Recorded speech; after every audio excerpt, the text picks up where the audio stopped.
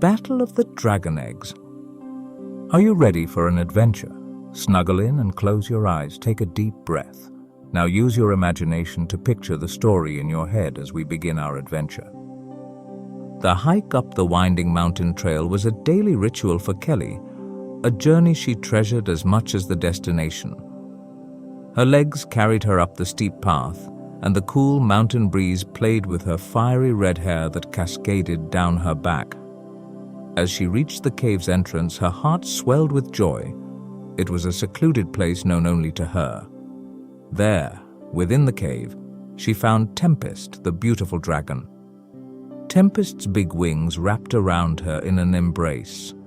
Her scales shimmered in shades of green and blue, reflecting the sunlight that streamed into the cave. Kelly couldn't help but smile as she snuggled into Tempest's hug. The dragon's eyes, filled with ancient wisdom, regarded her warmly. "Hello, Tempest," Kelly whispered, her voice a gentle melodic note in the cave. Beneath Tempest's watchful gaze lay the magnificent nest of 7 eggs. Each one was a beautiful color, like jewels snuggled among soft moss. Kelly's bright eyes sparkled with admiration as she knelt before the eggs, her heart filled with wonder. Tempest had a look of worry in her eyes. Kelly sensed that something was wrong. The dragon's green and blue scales shimmered with unease. Tempest spoke. "Kelly, there is a threat coming. A rival clan of dragons want to expand their land and poses a danger to my young ones." Her words were filled with worry. Kelly felt concerned and realized that Tempest was leaving to talk to the rival dragons. The mother dragon turned her gaze to Kelly and continued, "I entrust the safety of my unhatched dragonlings to you, my dear friend. You must watch over them while I'm gone and protect them. Can you do that for me?" Kelly nodded with a sense of duty and agreed to take care of the eggs. Tempest thanked her and took to the sky, her wings powerful as they carried her away. Kelly watched with anxiety as Tempest soared away, her heart heavy with the realization that the eggs were now her responsibility. Kelly sat next to the nest of eggs, looking at each one, carefully pondering what their names would be, when she suddenly heard a rustling in the underbrush beyond the cave entrance. Kelly's gaze sharpened, her freckled nose scrunching with curiosity. She couldn't believe her eyes. A gang of gnomes led by the sinister Gordy had gathered below. These creatures were only about 3 feet tall with leathery skin and big noses. Gordy, their leader, was a frightful sight. He wore brown clothes with a red hat covered in chicken bones. Kelly crouched low at the mouth of the cave as she eavesdropped on their sinister plans. In hushed voices, the gnomes discussed their dark plan, their eyes glinting. Gordy spoke with a growl. "The dragon is gone now. Once we steal the dragon eggs, we'll cook 'em up. Eating those magical eggs will give us powers beyond imagination." He leaned in. "These eggs will give us the powers of fire and the strength of giants. With every bite, we'll gain the flames of the dragons and we'll become unstoppable. The world will bow before us, and those humans will know that we exist and are powerful." The gnomes nodded in awe, their twisted smiles revealing their wickedness as they listened to Gordy's promises of power. Kelly's heart raced as she overheard their cruel plan. They were going to raid Tempest's nest, steal the dragon eggs, and then, unbelievably, cook and eat them. Kelly's heart pounded as she decided to get help and race to the village, her mind a whirlwind of panic. She had to get the villagers to help her. There was no way she could defend the eggs by herself. She was met with curious glances from the villagers who were going about their daily routines in the small mountain village. "Listen, everyone. The gnomes are planning to steal Tempest's eggs. I need help protecting them." Kelly's voice was filled with urgency as she tried to explain the situation. Her eyes darted between the villagers, searching for understanding and support.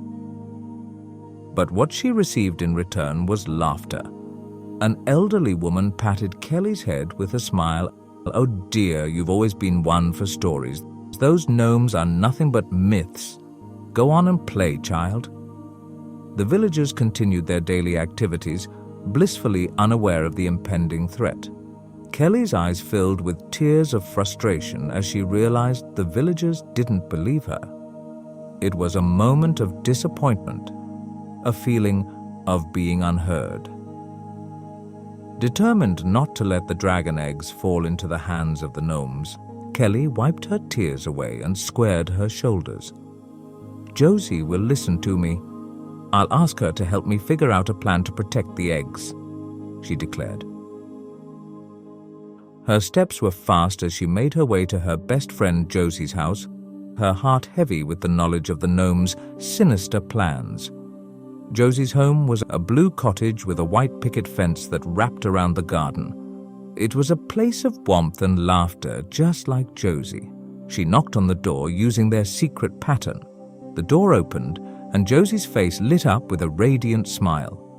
Her bouncing blonde curls framed her rosy cheeks, and her dress in bright yellow reflected her sunny personality. The two friends embraced, and Kelly quickly spilled the troubling secrets she had discovered high in the mountains. Josie gasped in disbelief. Her dimples deepened as her rosy cheeks flushed with excitement and concern. "Gnomes? Stealing dragon eggs? You have to stop them, Kelly." The girls sat at the kitchen table, a room filled with the warmth of afternoon light that streamed through the windows. Josie and Kelly had a pile of paper and pencils in front of them, their heads bent in concentration. They were mapping out the perfect traps to thwart the gnomes. Kelly was filled with determination as she sketched the layout of the mountain nest. Josie's enthusiasm was contagious, and she leaned in, offering ideas for fantastic tricks to outsmart the gnomes. They made lists of supplies they needed for their traps, from ropes to buckets to chicken feed. Josie offered her family's chickens to distract the gnomes, a plan that made Kelly grin with approval. They lugged their tools to the forest by the cave, and they dug pits and set snares in multiple locations. Their laughter filled the air as they rigged noisemakers from pans and strings, testing them to perfection. Josie, with her small frame, revealed a secret rock-throwing technique that Kelly could use if the gnomes got too close. She was particularly good at picking a target and hitting it straight on after years of practice. They practiced, their giggles echoing through the trees. When they were done, the girls took a step back to admire their handiwork. They had spent the entire day preparing for the gnomes. Kelly and Josie exchanged a triumphant high five, their faces filled with pride. Kelly thought the traps would keep the bumbling gnomes from getting too close to the cave, and maybe they would give up without ever reaching the cave. As the days passed, Kelly stood guard outside the cave, her eyes focused on the colorful dragon eggs. The nest was on the brink of hatching, and anticipation hung in the air like a charged storm. The forest was alive with the sounds of birds and rustling leaves, but Kelly's senses were keenly attuned to the slightest disruption, and she was alert, like a guard protecting precious treasures. Gordy and his gnomes, their eyes gleaming with evil intent, attempted to sneak past the traps. Their movements were awkward, and their noses twitched in alarm as they triggered snares, causing a crash of clattering pans. The gnome gang's misadventure in Kelly's cleverly laid traps was a comical sight. Gordy, their usually confident leader, found himself caught by a net of ropes, his arms flailing like a fish out of water. His yell of surprise echoed through the forest, a high-pitched wail that made his gnome companions burst into fits of laughter. Meanwhile, one of the gnomes had tripped a tripwire, setting off a clattering of pans and causing a metallic noise that sent them all into disarray. Their wide eyes were filled with a mix of alarm and bewilderment as they struggled to free themselves from the tangled snares. The gnomes' shrill voices filled the air with comical cries of "Help!" and "I'm stuck!" Kelly couldn't help but giggle as she watched the gnome's antics, her freckles dancing with amusement. The forest bore witness to the bumbling gnome gang, trapped in a whirlwind of ropes, snares, and chaos, and it was a sight that would be remembered in her stories for years to come. However, as Kelly watched the eggs, her heart was heavy with the knowledge of the impending gnome threat. Her traps wouldn't hold them out for much longer. She knew she would have to be brave in the moments to come. Kelly's heart raced as she witnessed the gnome gang's approach. She hoped they wouldn't make it to the cave. The forest was a place of eerie silence as the gnomes neared. The gnomes approached the cave entrance, their evil grins revealing their greed. Kelly picked up a rock from the pile she made at the cave entrance. With determination, she used the throwing technique that Josie had shown her and threw the rocks, hitting the gnomes as they ran for cover. Her voice, filled with conviction, rang out, "You aren't taking these precious eggs." Unfortunately, as her rock pile dwindled, the gnomes began to approach again. Gordy stood in front of her, sneered as he looked at the defiant girl who dared to stand in their way. His eyes flickered with a danger as he replied, "Move aside, child, or you will regret it." She met Gordy's gaze, her eyes a reflection of her determination as Kelly refused to abandon the unhatched dragons. Her fiery red hair seemed to mirror her inner fire. The air crackled with tension as their eyes locked, each reflecting a different kind of resolve. Kelly, undeterred by the gnome leader's threats, took a step closer to the eggs. "You don't understand," she implored, her voice quivering with desperation. "These eggs, these dragons, they're a source of wonder and magic. They deserve to be protected, not harmed." Gordy's eyes narrowed, his mind clouded by greed and arrogance. "Magic? Bah! We want that magic for ourselves. We'll be unstoppable." Kelly's heart ached for the dragons, and her voice wavered with a plea. "But at what cost? You'll destroy something beautiful and precious. There must be a better way for you to get magical powers." For a brief moment, it seemed as though Kelly's words had reached Gordy that his heart might soften. But the gnome leader's stubbornness and thirst for power proved too great. With a bellow of anger, he pushed past Kelly, his gnome gang following suit. But just as the gnomes loomed over the eggs, ready to snatch them, a low rumble filled the air and Kelly's heart raced with fear. Cracks like jagged lightning appeared on the dragon eggs. The shells of the eggs began to break open, revealing the tiny wriggling forms of baby dragons. Kelly's eyes widened with awe as each colorful hatchling emerged into the world, their scales glistening with the promise of greatness. It was a moment of beauty and magic. The hatchlings, their eyes wide with curiosity, blinked in the dim light of the cave. As if in greeting to the world, they let out surprisingly big sneezes considering how tiny they were. To the gnome's dismay, these innocent sneezes unleashed playful puffs of fiery breath. It was such a surprise that it left the gnomes in shock and quite literally on fire. The gnomes, their clothes now aflame, ran away screaming, their loud cries echoing through the forest. The hatchlings' fiery sneezes had driven them away, their hair flaming like beacons of defeat. Kelly, with relief, watched the gnomes run away.